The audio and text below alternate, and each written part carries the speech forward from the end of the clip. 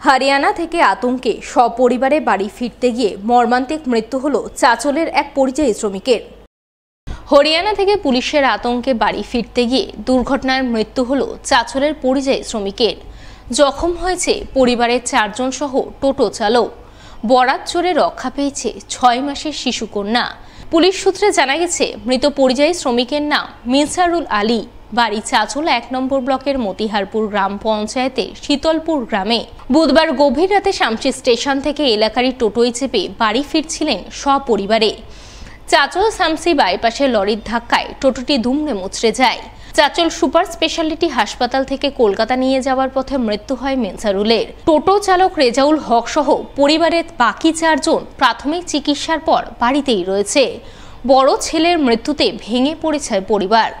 পরিযায়ী শ্রমিকের মৃত্যুর ঘটনায় হরিয়ানা পুলিশকেই দায়ী করেছে পরিবার। চাঁচল থানার পুলিশ জানিয়েছে, ঘাতক লরিটির খোঁজ শুরু হয়েছে, ঘটনার তদন্ত চলছে। বেশি দিন হয়নি, 15 দিনই হয়েছে যাওয়া। তারপর শুনছি দেখছি যে ওখানে নাকি বাংলাদেশি বলে ধরাধরি করছে। এবার বাড়ি আসতে হবে, সবাই বাড়ি পালিয়ে যাচ্ছে। এবার আমরাও বাড়ি আসার জন্য সবাই টিকিট করলাম, টিকিট তো হয়নি, 1-2 জনের টিকিট হয়েছে, বাকি এইভাবে নকালে এসেছিলাম। ঠিক আছে, তারপর আস্তে আস্তে বাড়িতে শামসি লেবেই ঘটনা ঘটছে। হঠাৎ করে একটা লরি আসেনি, আমাদেরকে উড়িয়ে দিয়েছে। গত 15 দিন গেল হরিয়ানাতে গেছিল কাজ করতে। ওখানে যে বাইরের অনেক শ্রমিক কাজ করতো। ওখানকার শ্রমিকগুলোকে ওখানকার পুলিশ ধরতো, তুলে নিয়ে যেত।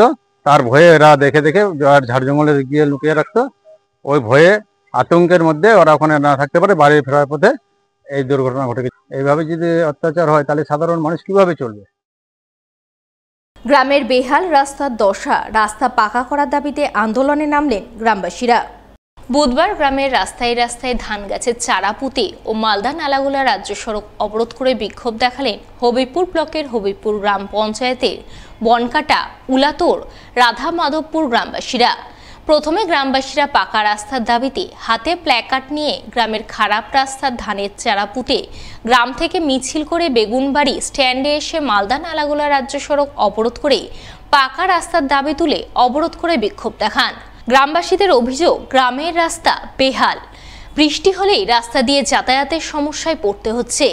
এর ফলে গ্রামের বাচ্চারা স্কুলে যেতে সমস্যায় পড়ছেন।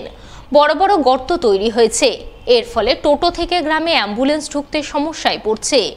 এর আগে হবিবপুর ব্লকেও গ্রাম পঞ্চায়েত গ্রামবাসীরা লিখিত অভিযোগ জানিয়েছেন, তবুও কোনো সমস্যার সমাধান হয়নি। তাই তারা বাধ্য হয়ে আজ বিক্ষোভ দেখাচ্ছেন। পথ অবরোধের খবর পেয়ে ছুটে আসে হবিবপুর থানার আইসি ও হবিবপুর ব্লকের বিডিও এবং গ্রামবাসীদের সাথে কথা বলে এই সমস্যার সমাধানের আশ্বাস দেন। এরপর পথ অবরোধ উঠিয়ে দেন গ্রামবাসীরা বলে খবর। আমাদের রাস্তা প্রচন্ড খারাপ, তো আমাদের পাবলিকের